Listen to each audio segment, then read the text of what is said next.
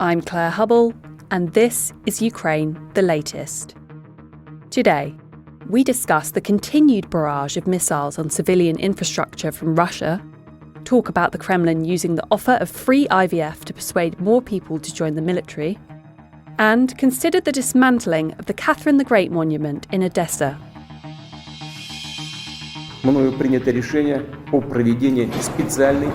This hideous and barbaric venture of Vladimir Putin must end in failure. Putin's war in Ukraine has destabilized energy markets the world over. Nobody's going to break us. We're strong. We're Ukrainians. Every weekday afternoon, we sit down with leading journalists from the Telegraph's London newsroom and our teams reporting on the ground to bring you the latest news and analysis on the war in Ukraine. It's Thursday, the 29th of December, day 309. Today, to discuss the most recent events in Ukraine and around the world, I'm joined by our assistant foreign editor, Venetia Rainey, and Russia correspondent, Natalia Vasilyeva. I started by asking Venetia for the latest news from Ukraine. This morning, we've seen a massive bombardment by Russia of cruise missiles across Ukraine.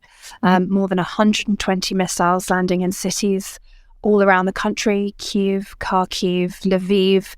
Lviv, about 90% of the power was said to be out this morning. In Kyiv, about 50% of the power. And as we've seen over the last few weeks, Russia is targeting critical civilian infrastructure, energy infrastructure mainly. This is said to be the largest bombardment since the beginning of the war, and that's quite something because we have seen some massive bombardments over the last few weeks. So it shows that Russia is not letting up with that particular tactic of trying to freeze Ukrainians throughout the winter. We've had some reports of people being injured, no casualties yet as far as I'm aware. Lots of missiles have been shot down by Ukraine. There's some suggestion that one of the missiles used by Ukraine to shoot down a Russian missile landed in Belarus. That's being investigated right now. Our listeners will remember that some shell detritus landed in Poland a couple of weeks ago and almost caused a major international incident. It wasn't clear if Russia had fired a missile into Poland and had caused a sort of escalation of the war, but in the end it was figured out that it was a Ukrainian missile that was trying to shoot down a Russian missile. Looks like that's what's happened here again in Belarus, but we'll see more details emerge on that over the course of today. And we've also had blasts in cities such as Odessa, Zhytomyr. So really a sort of state of alert across the whole of Ukraine today. I was just going to ask you if you had any further updates, I believe, in regards to the Russian airbase that we heard from Dom about an attack yesterday. Are there any updates for us today? Yeah, so we heard about, we've seen Ukraine trying to target one of Russia's biggest air bases towards the west of the country.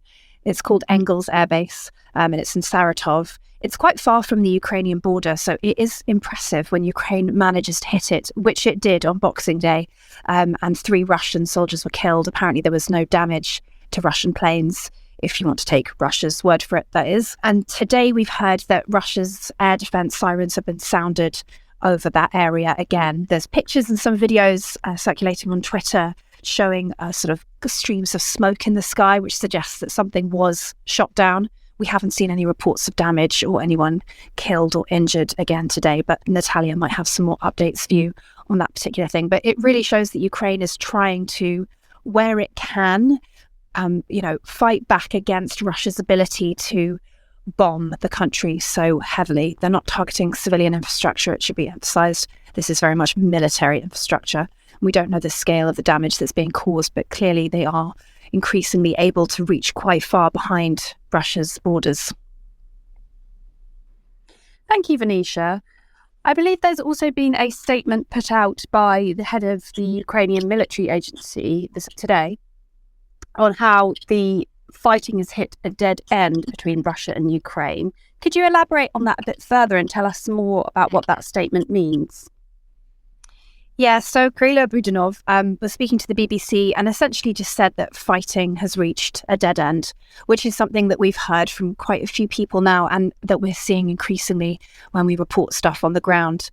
The most of the fiercest fighting now in Ukraine is concentrated around Bakhmut in the Donetsk and then some sort of areas in the Luhansk region, so very much to the east of Ukraine, where Russia is trying to consolidate its ability to hold on to these areas that it tried to annex parts of in 2014, has been trying to annex ever since. The fighting in the south seems to have calmed down more or less, although obviously Kherson is still under bombardment, heavier some days than others. But they've really, the sort of the front lines have really solidified. And that's down to two things, according to the Ukrainian spy chief head. One is that Russia is really running out of trained soldiers. That's something we've heard lots about over the past few months. There's some rumours, which Natalia might be able to get into more later, that there's a fresh mobilisation announcement that might come in January. But Russia is really struggling with getting trained soldiers through the pipeline. People are dying very quickly, and they're not able to be replaced with anyone who's skilled enough to find ways to break through this stalemate. Bakhmut in particular has been called a meat grinder. Hundreds of people are dying there every day, Ukrainian and Russian. On the Ukrainian side, it's reached a bit of a stalemate because they just don't have the weapons required to further push back the Russians or create another break. The big breaks that we have seen in the last few months have been a lot to do with Russians pulling back suddenly and Ukrainians taking very, very good advantage of that. They did push quite clearly around Kherson to recapture that, but around Kharkiv, that was a bit of a rout. But, Ukraine needs more sophisticated weapons, both to protect the cities that it does hold from Russian bombardment and then to force some kind of break through those solidified front lines. So I think he's probably right when he says that the war is at a dead end until, Russia gets a lot more troops and is able to push back in some significant way, or Ukraine gets more sophisticated weapons and is able to create a break in that sense. Thank you for that, Venetia. I know that you're very busy on the foreign desk today. So just before we let you go, is there anything else you'd like to mention or discuss? I think that's it from the Ukraine frontline updates. And I know Natalia has lots of good stuff to share with you, so I'll hand over to her. Lovely. Thank you so much, Venetia. So moving on to you, Natalia, I believe you filed a story yesterday for The Telegraph that was really fascinating about how Russian frontline soldiers are being offered free IVF. What can you tell us about that? Hi, Claire, and hi, everyone. Yes, that's definitely has been one of the most bizarre stories that I've had to write in the past 8 months on the war. Apparently, there was a movement to get Russian soldiers, like Russian career soldiers, and everyone who's been mobilized, discounts or even a free pass to first freeze and store their sperm and then get subsidies for IVF for their families. Apparently, a number of families have petitioned one Russian lawyer, quite a prominent one, and he yesterday quoted an official letter that he received from the Russian Health Ministry that confirmed that the Russian government has indeed allocated the necessary funds that would allow for anyone who's been called up to Ukraine to be able to walk into a fertility clinic, freeze their sperm for free, and use it at a later date when they want. And it might sound like an odd story, it really is, but it comes among intensive discussions in Russian society about the price that Russian soldiers are paying in Ukraine. And Vladimir Putin has famously promised high pay to mobilized men, to volunteers. One of the tools that the Russian government is using to lure Russians into this war is huge payments that would be equivalent to their 6-12-month income if you live in rural Russia, and different perks. So, for example, Russian soldiers have been promised that they would get a grace period of their loans, or if they had criminal proceedings against them in the pipeline, those proceedings would be halted. So, free IVF and free freeze your sperm campaigns, that's definitely, that just comes one of those perks package. Yeah, really fascinating stuff. Thank you for that, Natalia. I'm wondering, would it be correct to conclude that this sort of speaks to Russia's increased frantic desperation to get soldiers on the front line? They're kind of presenting this as a peace offering or a bribe to get people on board, and it speaks to how desperate they are for soldiers. Well, yes, in a way it definitely is, because what we saw in recent months, we saw Kremlin officials telling Russian soldiers, you go and fight for Russia, as they describe it, and we're going to take care of your families, you're going to get a nice paycheck, you're going to get perks, you're not going to have to pay off your mortgage while you're out fighting. But what we've been increasingly seeing from the regions are reports that those payments are either they never came or it was just a fraction of what the soldiers have been promising. And apparently soldiers and men who've been there still getting notifications from their bank asking for repayment. So it is one of those perks. It's like one of those gestures that the government is making to trying to say that, we're serious about it.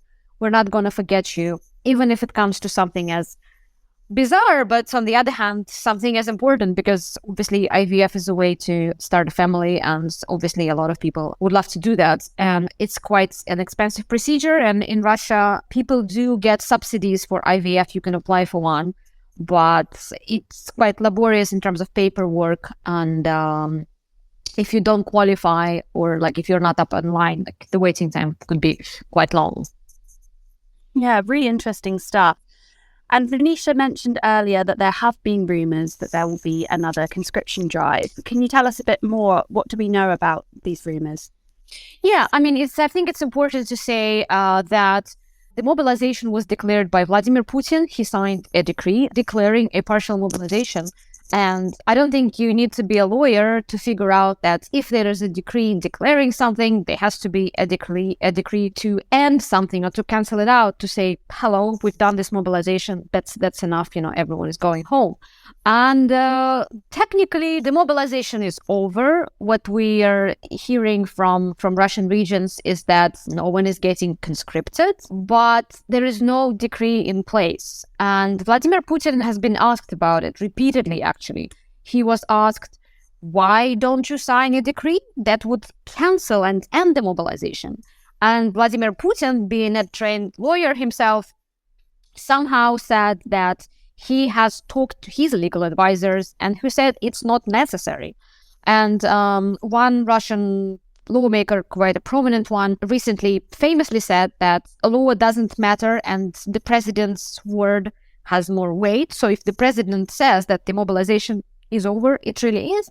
But it leaves this big legal loophole. And because we don't have a decree to formally end the mobilization, a second wave could essentially start at any moment. They wouldn't even have to declare it. They won't have to go through the motions. They won't have to, announce it on TV, explain themselves to Russian population. What they will have to do, they will have to quietly pick up those files and start calling up men again.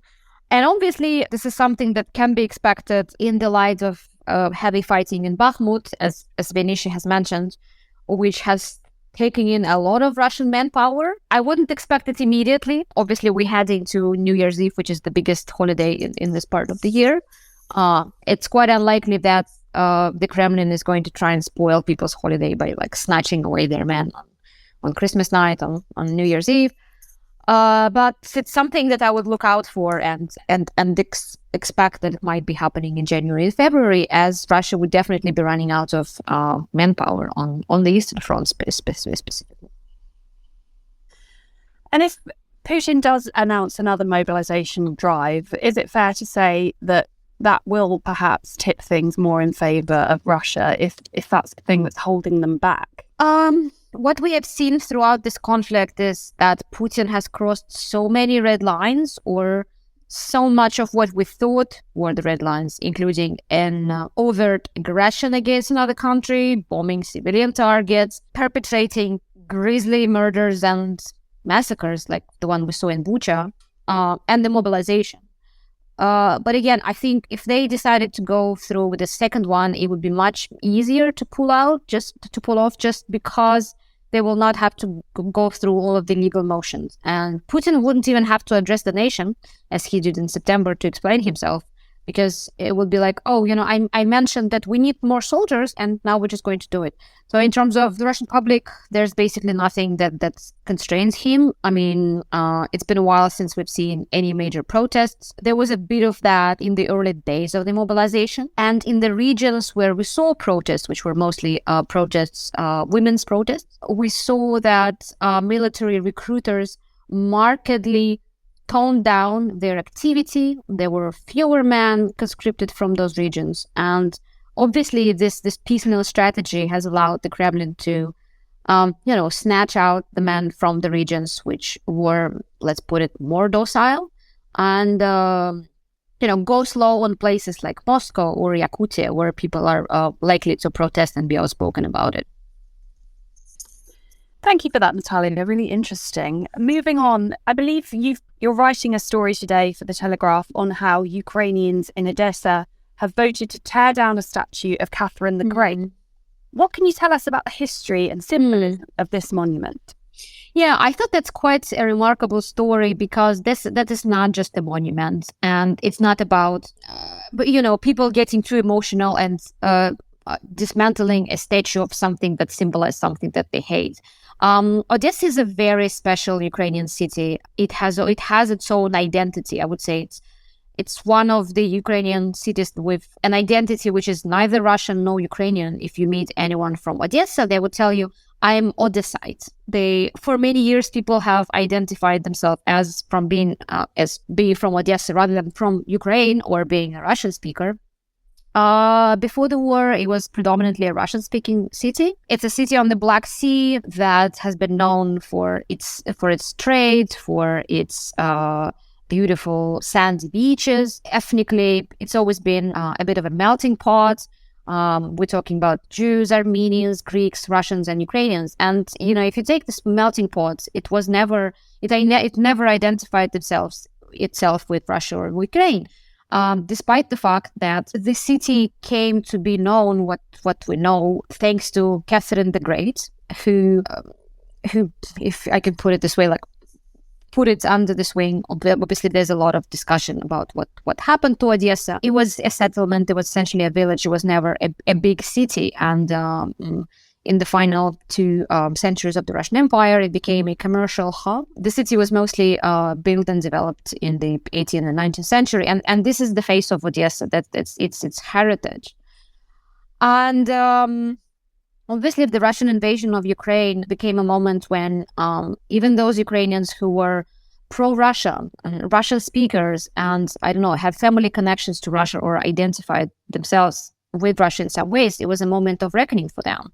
Because these days, what they hear is Vladimir Putin telling them, well, you're Russian speakers, we need to protect you because those Ukrainian nationalists are going to go and trample on your heritage and bar you from speaking Russian at home, which obviously was never the case, and in Odessa never is.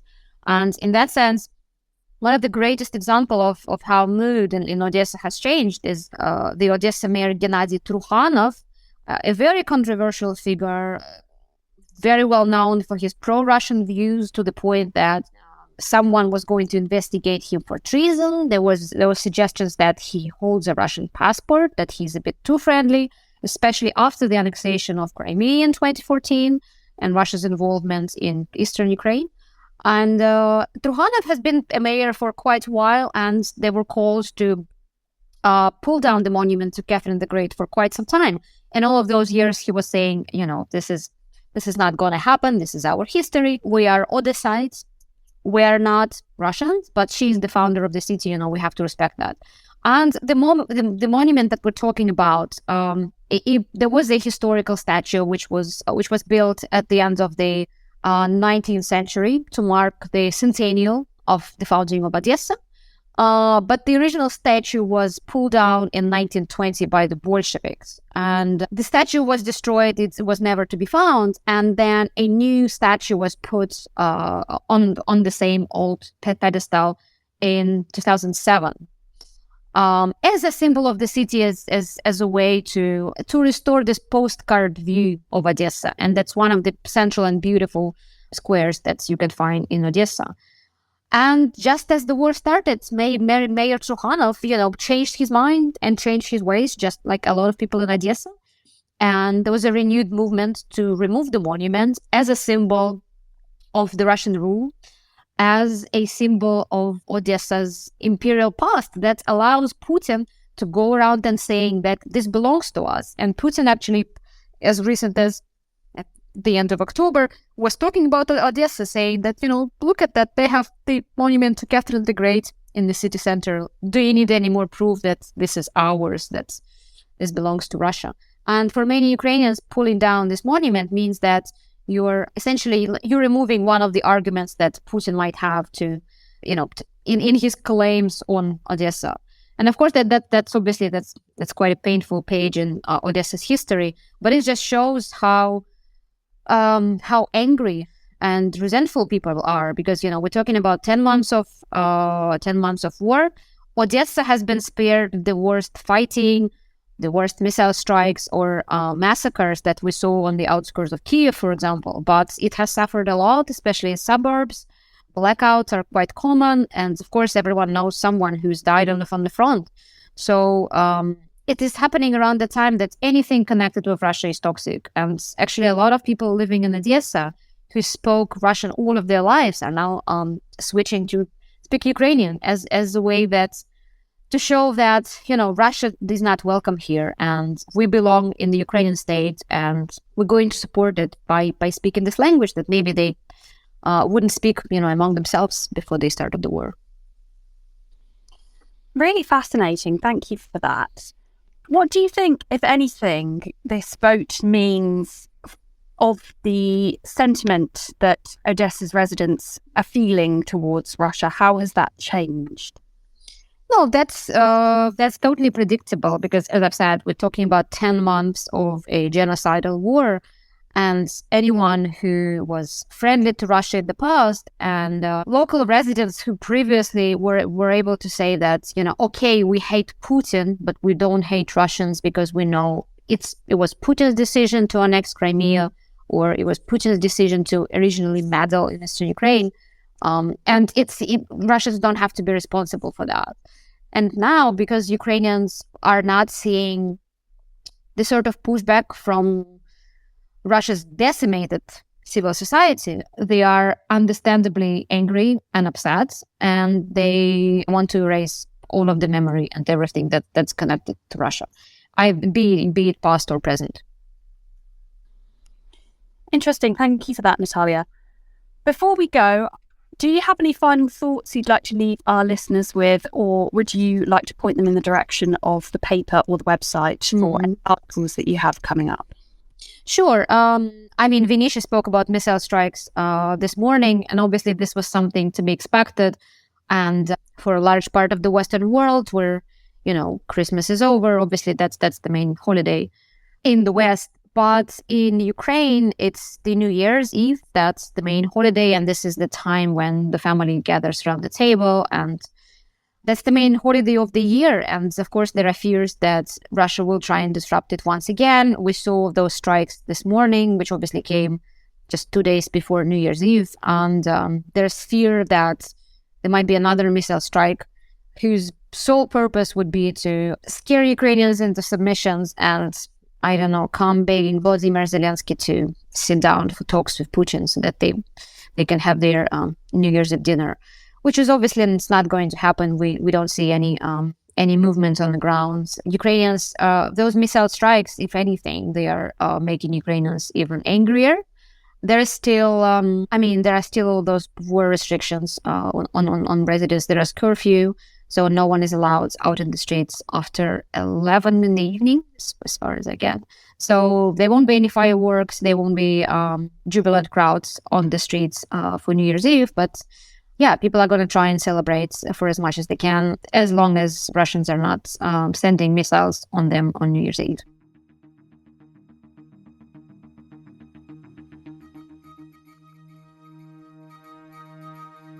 Before Christmas, we asked you to send in your thoughts as we head into the new year. Here's a selection of those messages, starting with Kendra in Texas. Howdy, Telegraph. My name is Kendra, and I'm from Texas, Dallas-Fort Worth area. I'm a regular listener to the Ukraine podcast, and I really want to appreciate all the work that you guys have done. You've really educated me on Ukraine, on military information that I need to hear, and also given me so much empathy for the Ukrainian people. I've donated to some of the places and organizations that you've had on the podcast, including some of the folks that are trying to provide aid. I'm also now a huge fan of Kristaps Anderson, who is Eastern Border Podcast. So thank you so much for that.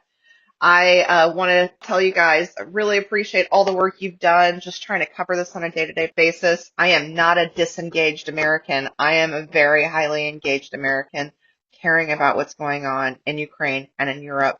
And I just want to tell you, keep doing the great work. We appreciate you and thank you so much. Happy holidays and a happy new year. Hello, this is Vlastimil from Czech Republic.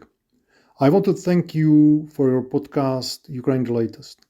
During that time, it has become my main source of information about this conflict, and I am following your broadcast daily. I really appreciate thoughtful and thorough insights into this whole terrible war by your reporters and your guests. Please, keep on inviting Ukrainians so they are heard in their own voices. I also want to say my special thanks to Dominic Nichols, as his tiny side jokes sit very well with me, and they bring some light into this dim subject. But I want to thank all of you for all the great work you are doing. Ciao. Hi, my name is Anne and I'm listening to your daily podcasts from Christchurch, New Zealand. And I just want to say a huge Merry Christmas to you all, and thanks so much for your informed news regarding Ukraine and the war.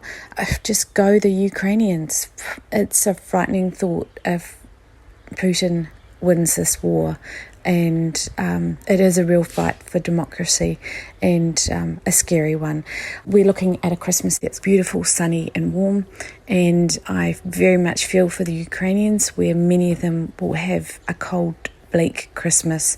So let's hope 2023 is a turning point for them and they win. Thanks so much once again for your podcast. Hi, my name is Jeff. I've been listening to your podcast, I think, from the beginning. I live in the Philadelphia area of the United States, and I don't think I've listened to a podcast every day as much as I have yours. In fact, I have no idea what any of you look like, but at this point, I just have this image in my head of what you all look like because I've heard your voices so many times.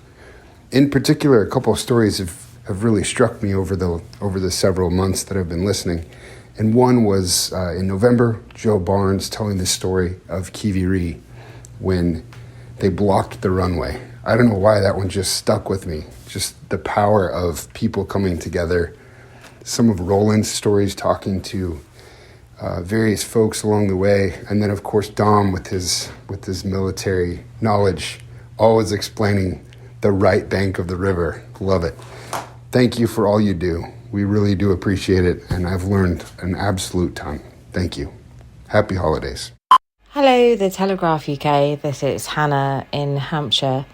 I listen to your podcast every day on my way home from work, or if it's not quite been posted yet, when I get home. I listen to it because it's really important to know what's going on. And the mainstream news doesn't tell us what's going on in Ukraine. I think the first reason that I want to know is because at the very beginning of the war, you saw Ukrainians in the underground, in bunkers, and it was just like you would imagine World War II. And it was just like you would imagine British people resisted in World War II. I admire the Ukrainian people. They're amazing. And I want to know what's going on. And I admire your podcast greatly. So thank you.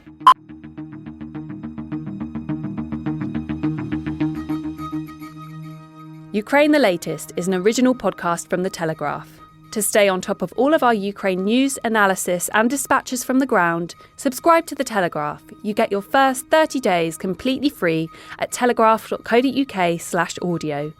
Or sign up to Dispatches, our Ukraine newsletter, which brings stories from our award-winning foreign correspondents straight to your inbox.